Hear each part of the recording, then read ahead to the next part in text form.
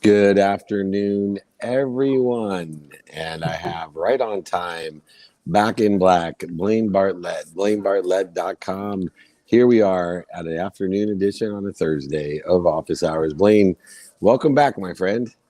Hey, it's good to see you again. Saw you last week in Vegas when we were filming the Apple TV version of this show. So, Yeah, we're blessed to have you there and so many other greats. It's just such a beautiful platform to share, almost as Napoleon Hill had, finding the best from the best. And we have the best here with us today. Welcome, Vitaliy, to Office Hours. He's the CEO of Investment Management Associates and also has a recent book out. Welcome to Office Hours, Vitaliy. David, Blaine, my pleasure. Thank you, guys. Well, I'm glad that you're writing books about meaningless things like the soul in the game, the art of a meaningful life. And Blaine, you and I wrote a book, and it was aligned with the soul of money. And now we got the soul in the game, art of a meaningful life. I always like to ask people when they're articulating that type of a journey, what does it mean to have a meaningful life? That is such an incredibly good question. When you have a meaningful life, you're basically doing things that you love, things that give you satisfaction, give you meaning. Like that's they, um, and when I wake up every morning and I look forward to my day because I know I'm going to do things that are important to me. That will also going to have positive impact on others. So to me, that's what really kind of meaningful life is about. the idea of doing what I love. I mean, David and I were talking about this not too long ago. And the idea of doing what you love. I think it was Bob Parsons over at GoDaddy. Brought this up. When you actually are doing what you love begins to reveal its secrets to you. And it's in that revealing of secrets that mastery then becomes possible because you start doing things in a different way. You start paying attention to things that most people don't notice. So in your book, The Soul in the Game, I mean, and I love that notion, the soul in the game. What are you paying attention to when you're actually doing what you love that the pedestrian observer wouldn't notice because I think you're the actually engaged in it? I think the couple things. Number one, whatever I do has to be net positive to others, and I think that is a probably underlying uh, concept there. But the concept of soul in the game is actually I'm building on top of Nassim Taleb's skin in the game. Okay, so skin in the game is kind of the most basic layer, meaning whenever you do something that's meaningful to you, you also want to have uh, benefit not just from the upside, but the suffer consequences of the downside. But I run an investment firm, and in my industry is famous for selling products to people that they would never consume themselves. And this is like every 7 8 years when you go through financial crisis, we find out that a lot of products were sold because people wanted to buy them, but those people who were selling those products would never consume them. So kind of you eat your own cooking. But then it's actually when you start building on top of that, if I had to describe soul in a game in 5 letters, it would be actually I care. And you know what? And actually, if you think when you meet people that have soul in a game, you instantly recognize it because they care. They care about what they're doing, um, and that's kind of a concept in a nutshell. But we can go into it more if you want. Yeah, Vitaly, I want to go into it a little bit more just in the respect of something that people say about you. One of the reasons I wanted to have you on this show is that you and I have been described, and I think it's something that Blaine has a capacity as well, which is uncommon common sense. Yeah. And Blaine talked about Bob Parsons and revealing the secrets. But I also think that one of the aspects of loving what we do and having meaning and giving the right meaning to what we do is it makes things simple, and other people attribute simplicity to common sense, where I think it's the exact opposite, that what makes common sense so uncommon is that you have to not only love what you do and be consistent and persistent in what you do and give the right meaning to what you do, but you have to know it and understand it with all of its secrets to the fullest, that you can create simplicity from it. And simplicity is a reflection of the understanding of complexity. For you, when we talk about uncommon common sense, and you've written 3 books, by the way, about hyper complex issues, where do you find or derive this uncommonality of common sense? I was blessed that I love writing. I get up at 5 o'clock every day and I write for about 2 hours. And so, in other words, I do focused thinking 2 hours a day, every single day. And I think this is how I distill something complex into something simple by simply just spending more time on this than other people. I think just that's all it is. I just work hard at this because I spend 2 hours a day doing focused thinking through writing. So I would argue writing is the most important thing that has happened to me as a human being. Like right on par with having kids, right there. I will tell you, Well, Blaine and I talk about 2 minutes a day is worth more than 2 hours on a Saturday. I can't imagine what 2 hours a day is worth. So go ahead, Blaine. Sorry. well, I was just going to say, you're next to having kids. In the writing, what you're doing is you're taking something that's inside and making it external. I can see it on paper. It moves it, and I can actually work with it when it's outside of me a little bit easier. At least that's been my experience in my writing. It takes, I can connect dots a little bit more with more alacrity than I could if it was just kind of rumbling around in my head. Is that kind of the sense that you have here? Yeah, I'd say like I would describe my brain as a Caesar salad. And when I write, I'm trying to look for croutons and kind of organize them. So in other words, when I sit down to write, a lot of times I have no idea what I think. And the only reason for me to find out what I think is to write. And if you think about writing or any creative process, all you're trying to do is trying to connect your subconscious mind, which is like your supercomputer, with your conscious mind. And like a lot of writers, and I'm sure you guys as well, have this realization after you have written something, you look at this and you are as surprised what you just written as the person who is going to read it. That is what basically writing, that's what writing is for me. Yeah, and writing is materializing the channeling that you have, the connectivity that you have with that which inspires you. One of the other aspects, and I'm wondering when it came to a priority in your life as you've written this 3rd book, is you do mention health within the context of a meaningful life. Mm-hmm. And I was wondering when in your journey, because I know a lot of us that are a little bit older, we don't realize the necessity to prioritize our health, because health is a behavior that aggregates, compounds, and accelerates. And we don't realize that we're maybe utilizing our health behaviors in the wrong trajectory. And it's starting to materialize as we get to be 30, 40, 50, or even 70, like some people that might be on the show. For you, how has health become a priority to the point where you included in the soul of the game and the meaning of life? So a couple of things. Number one, when you're 20 and 30, you can eat anything you want and it doesn't matter, right? And Yeah, we think it doesn't matter. Yeah. Yeah, and then as you get older, you realize that the habits of if you keep the habits you had when you're 20, you're gonna have a very miserable life, because to some degree, if you wake up in the morning and you feel bad physically, it's gonna be very difficult to go through life and actually have a good life. So Warren Buffett has this great analogy, and I'm gonna paraphrase it. But he said, imagine if you only could have one car for the rest of your life. How would you take care of this car? What kind of gasoline would you put in? How often you would go for maintenance, etc. And if so our body is that one car we have. Okay, the way we take care of it, that's the way we take care of it every day. That's how healthy we're going to be, how good it's going to function, for the rest of our lives. And there's several things you can do for your health: how well you sleep, how well you eat, how much you exercise. And I would argue fourth one is kind of your mental health, where your relationships become very important.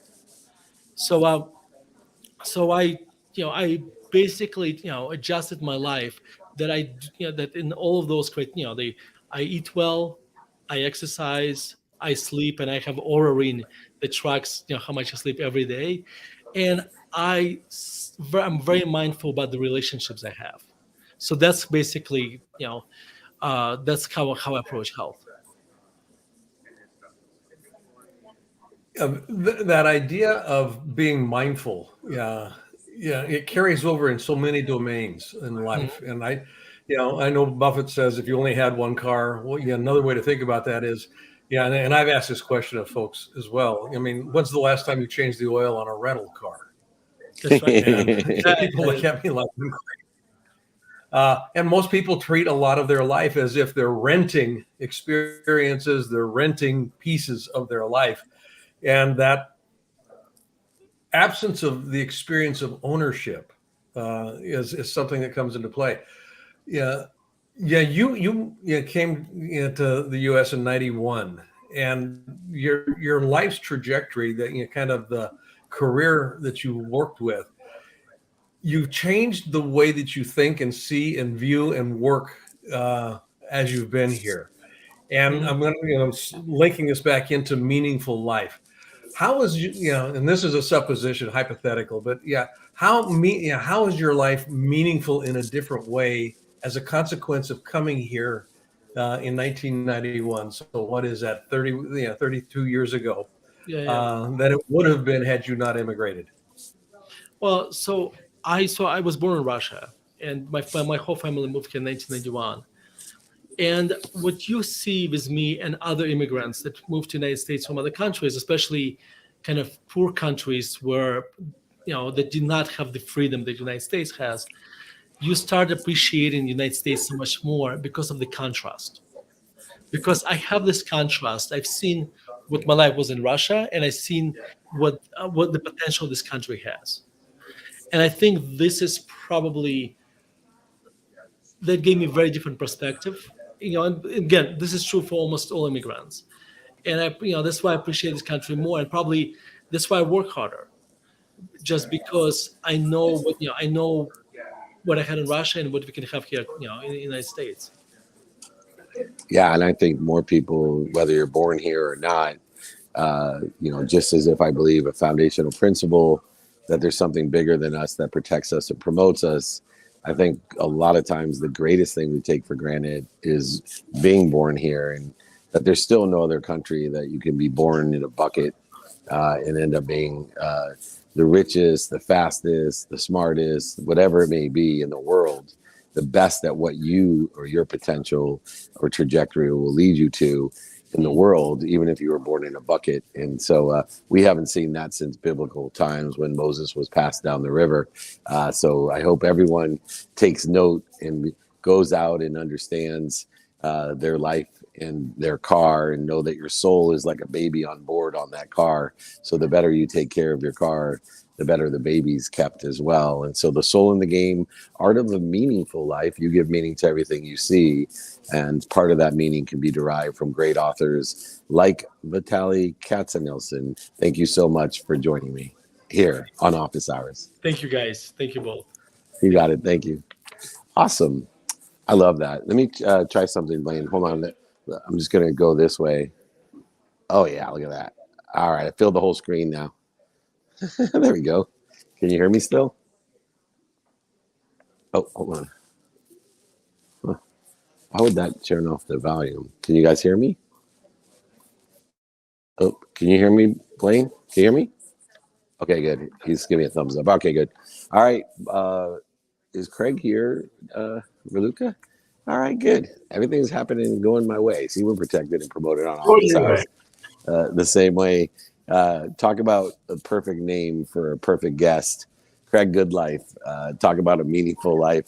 You're perfect here in a perfect place at a perfect time. CEO and founder of Cyber Backer, not hacker, successful real estate executive who has started the Cyber Backer to connect small, medium-sized businesses in order to help them grow. Welcome to Office Hours. Thanks for having me here. I'm not planning on changing the oil in my rental car today. Well, Blaine. That's so I good. love So that good. analogy. Yeah, well, you are pouring into other people's car, though, and helping so many others. What set you forth on the journey of impacting small and medium-sized businesses to help them grow? My own personal insanity. And I think we all Nice. have that. When we set these big goals, we find our own limitations with A, there's only 24 hours in the day, and B, there are things that I'm just flat out not good at. And unfortunately, I think we take most of it, the list of the things we're good at and the list of things we're not good at, even though some of us want to believe we're good at everything. But the list we're good at is much shorter than the things we're not good at. And just coming from entrepreneurs and working with them and learning how to hire someone who's great, that far exceeds my expectations, to go ahead and work inside, my world and other entrepreneurs' worlds, and be able to do it for a fraction of the cost with unemployment being at a record low. It's a wonderful thing we've created here. You certainly have, and I know I'm gonna give a second question as Blaine is here as well. But I'm just curious, when your last name is Good Life, do you think it had a positive impact on it? Yeah, I think right now that's probably the most optimistic thing that you could ever wish for. You don't get an excuse to have a bad day or a bad life, Yeah. So, Yeah. yeah, it's been great. It's created opportunity. Naming conventions are great. I mean, they just kind of, you either get to live into it or live from it. Yeah. There you go. And mine is Beloved Servant. My name means Beloved Servant. Not quite as obsequious as Good Life, but sorry, Blaine, go ahead. Oh, go ahead, Blaine. I'm sorry. I mean, you've got over 3,000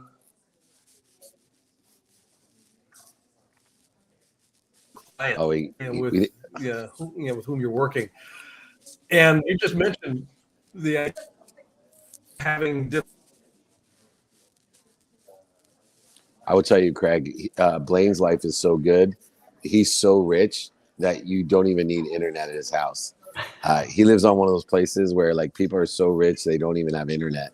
So sometimes this happens to him. He has the secret satellite from Mars or whatever he has that allows him to pretend to have connectivity at times. Anyway, I'll carry the question. He said 3,000 companies that you're impacting. Blaine, I think you got better connectivity. What was the finish of the question about the over 3,000 companies that he's impacted? Yeah, in order to staff, I mean, like you said, we've got near record unemployment, low unemployment. Being able to resource 3,000 clients, and this is more than just temp work. Question here is, how do you vet and how do you actually resource these folks or source these folks? Because I'm very curious about this. Oh, yeah. No, we go ahead for people who want to work. We get on average over 20,000 applicants per week, just a week. We'll do over 5,000 primary interviews per week. And unfortunately, based on where we're hiring from, we hire a lot of people. We'll hire less than 100. And it's not because they're not great people. It's just because they might not have the technology. Some of them, they have the same magnetic personality Blaine does, where it interferes with your internet access because magnets and computers. Blaine knows. I believe that. We know that. We can't go ahead and hire them, but that's the speed in which we have to move. And we've been doing things about it. We opened a hub in Davao, Philippines, where people who don't have computers, internet connections, they can go work. And these are very quality candidates who can do anything. I mean, they're just as smart as anyone you're going to find anywhere else. But since the cost of living is so much lower, obviously you can pay what here we call minimum wage. And for there, that's a good lifestyle. And being able to do that and make that impact, that's how we've done it. We also put together a profit share program where after 5 years, they have the opportunity to retire. And in a lot of third world countries, that opportunity is just not there. That's amazing. Yeah, it's been a lot of fun. Yeah, that's a great business model. And I'm looking at trends right now, and from the coaching that I do, I see in the last 12 months a major shift in the process of recruiting and retention. And as you see certain industries, careers, and jobs slow down or disappear completely from whatever non-fundamentals that they had, although our unemployment is still very low, the applicant pool has grown exponentially. First question is, do you see that trend in your business? And two, has the qualified applicant pool grown as well? I'm going to say both pools have, but sadly, the qualified applicant pool is growing because people aren't happy where they're at. And I think a Right. big part of that is that companies, if you go back like in US history, they used to take care of their people, used to get the pensions and the retirements. You'd retire with the gold watch, and people were willing to dedicate their livelihood.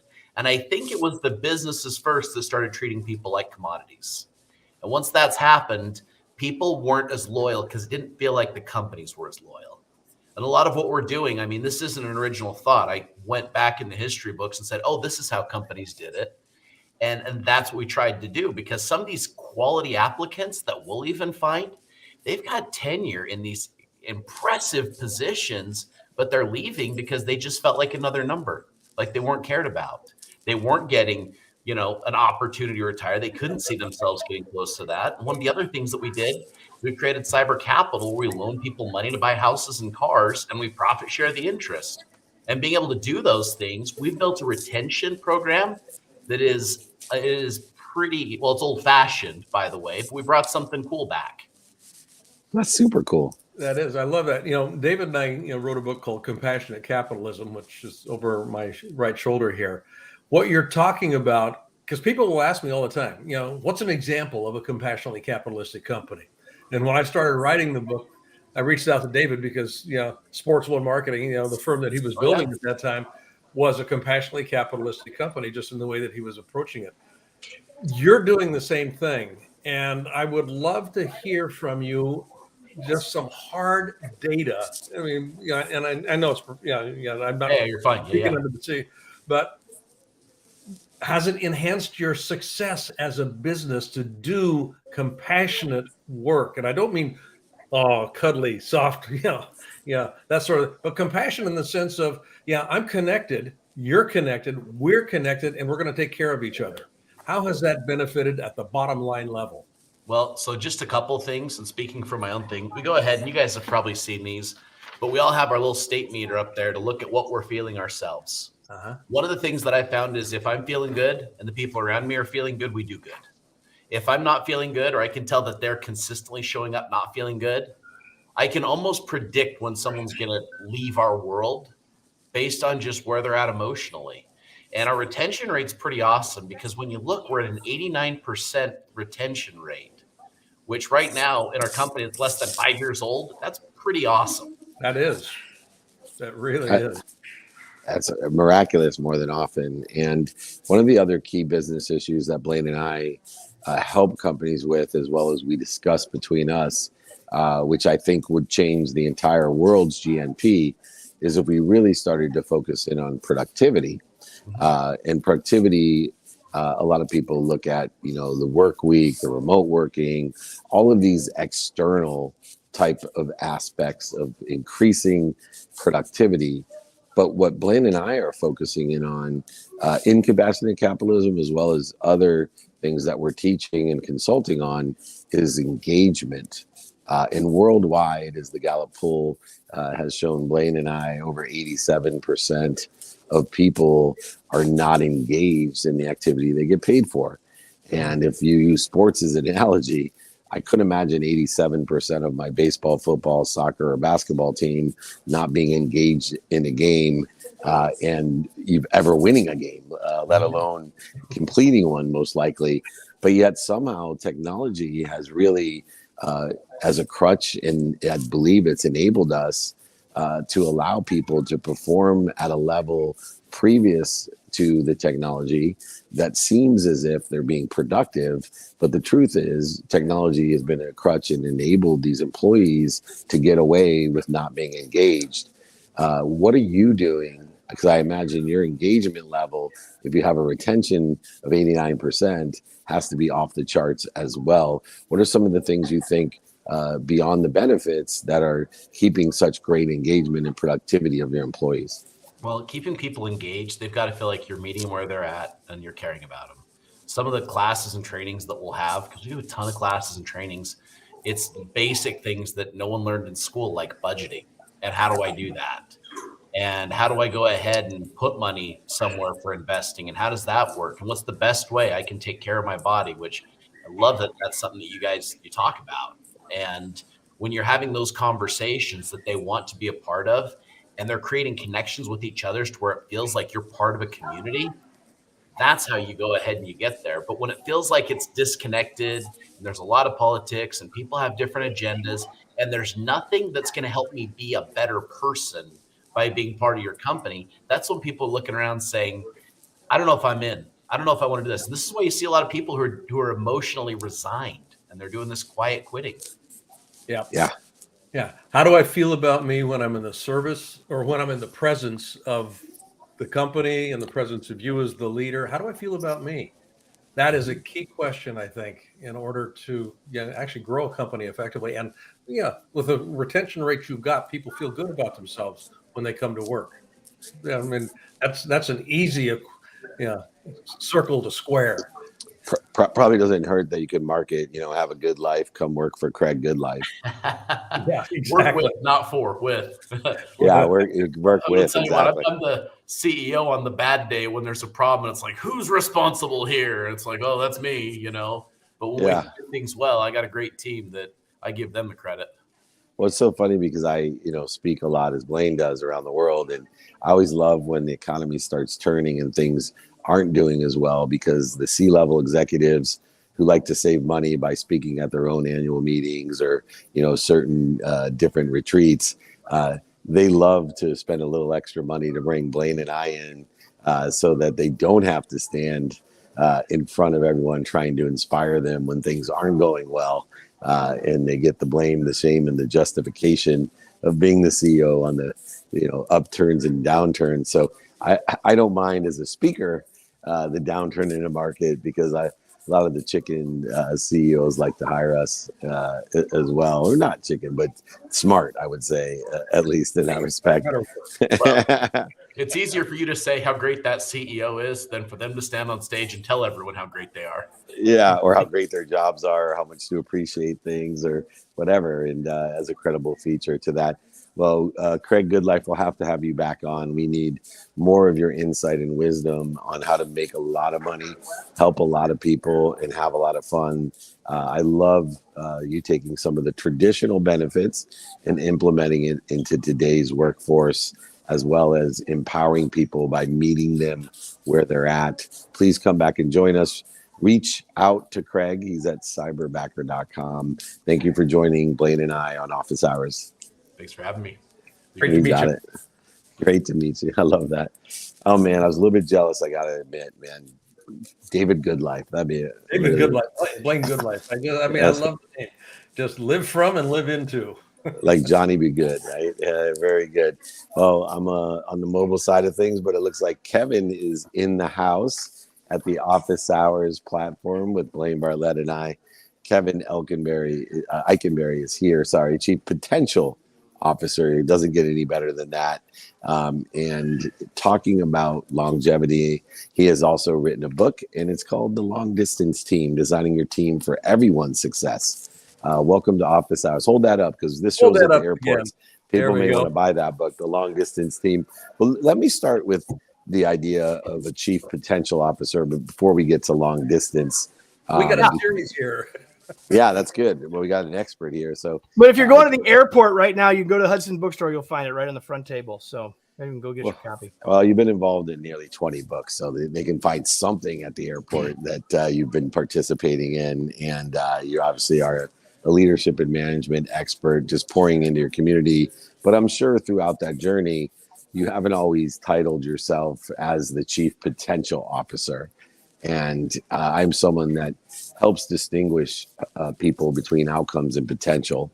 And I talk about Delta a lot of the times, of meeting people at their basement and trying to inspire, motivate, educate, and acknowledge the Delta that they can create in their lives, the progress to the potential that they have. Everyone has different potentials in different industries, careers, and jobs, and skills, knowledge, and desire.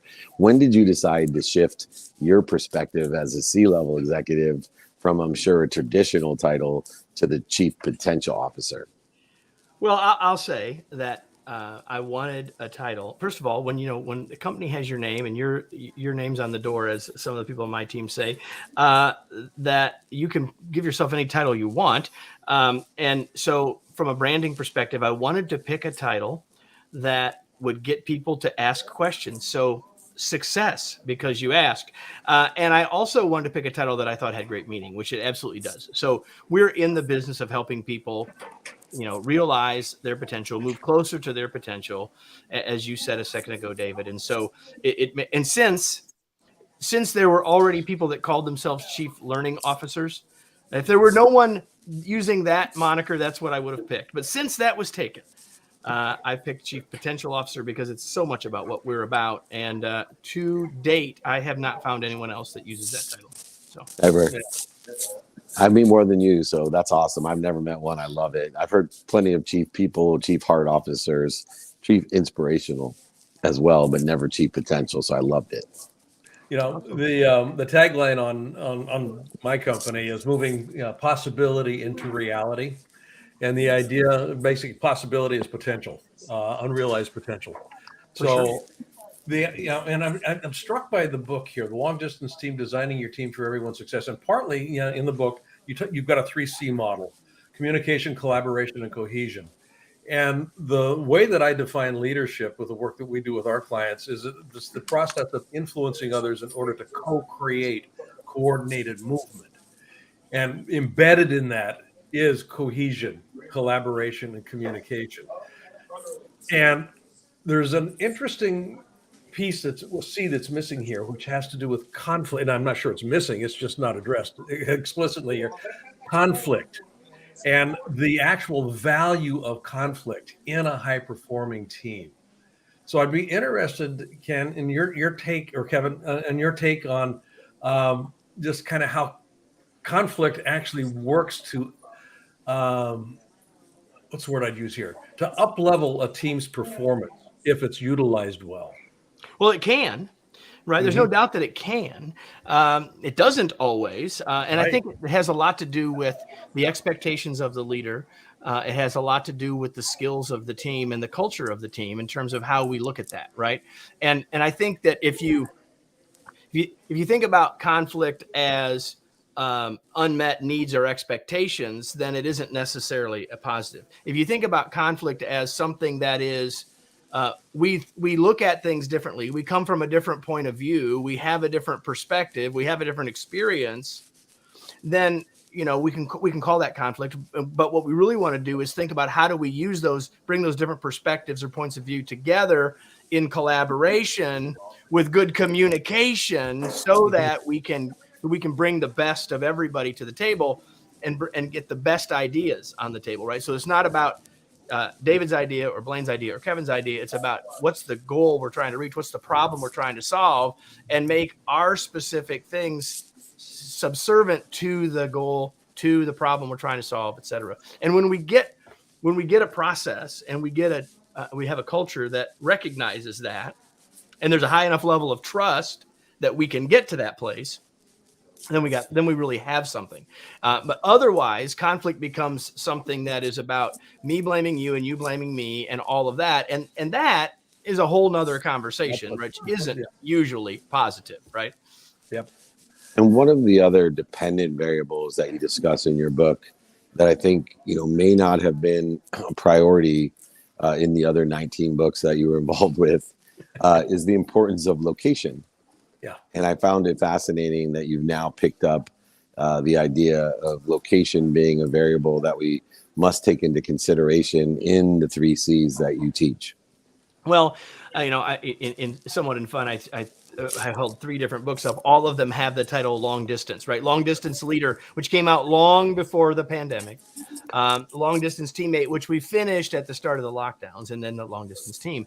And what we've said all along, so a lot of people would assume, because we've written 3 books with that in the title, that we are maybe zealots for people should work from home and there's no need for offices, which could not be further from the truth. Now, my team is remote, people in 9 different states today. It might be 10. Someone's in their RV, so it may be 10 states today.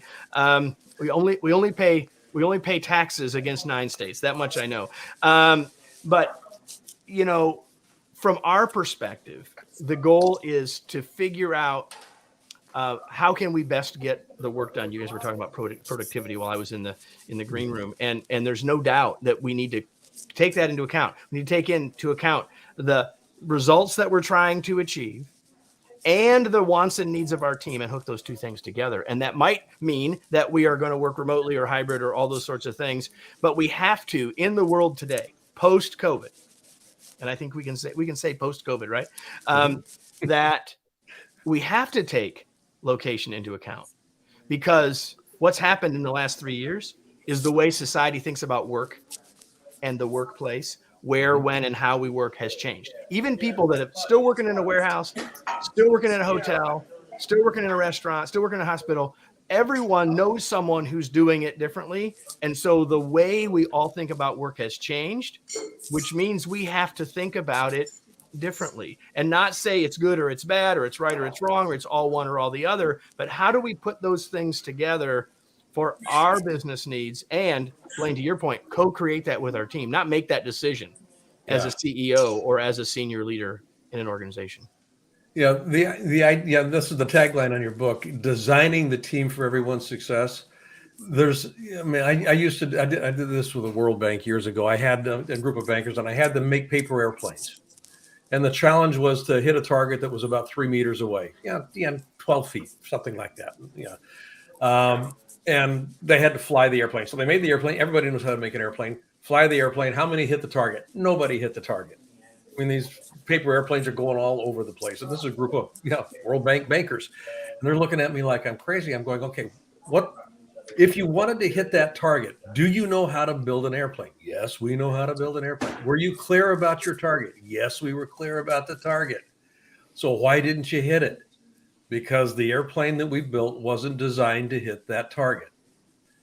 And that question of design came up very strongly.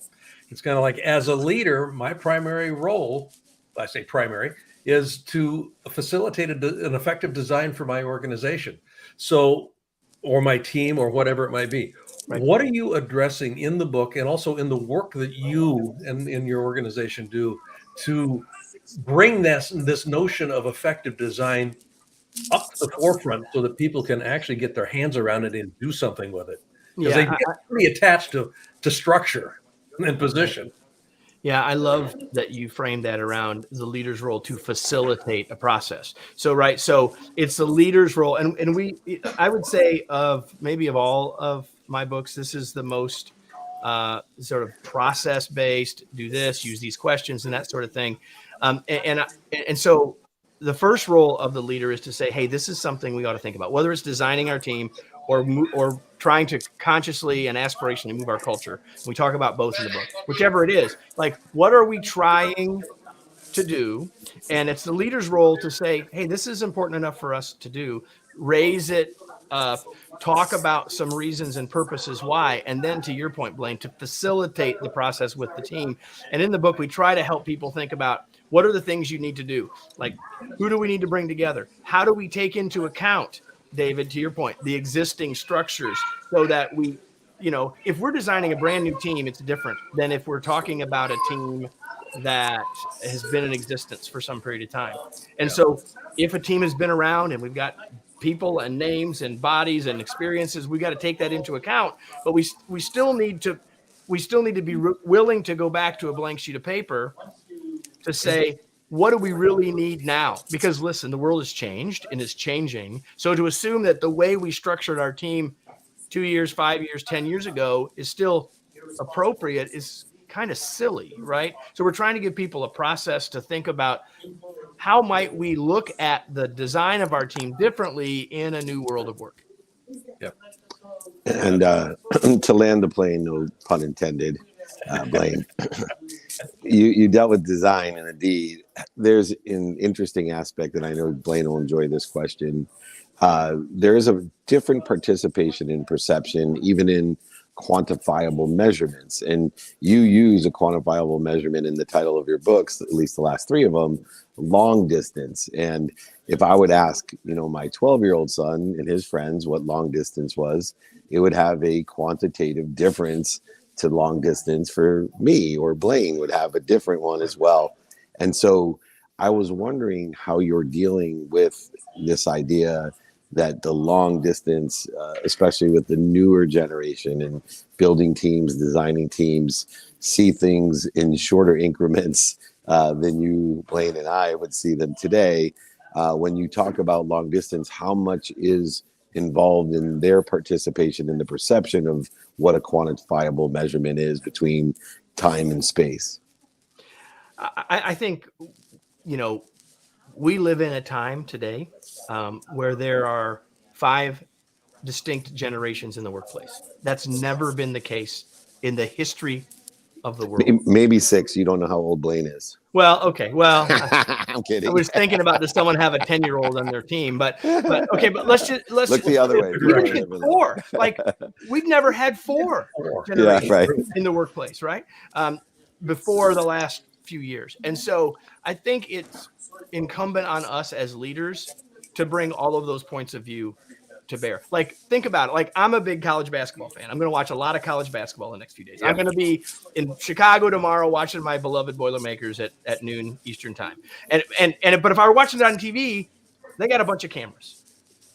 And they can look at any play from a variety of points of view based on the cameras. And you see something different based on all those points of view. As a leader, if I've got folks with different points of view, it's incumbent upon me to bring all of those to the table and to talk about all those things. So what does long distance mean? Could mean different things to different people. But I can tell you, in the old days, when the 3 of us were in that young generation, we knew that there was a difference on the people working on the 3rd floor from the 4th floor. And it didn't seem like a long distance, but it seemed like a long way in terms of how things got done and how people interacted and all those things. So maybe we were prescient when we wrote the first book and didn't use the word remote, right? We used the word long distance.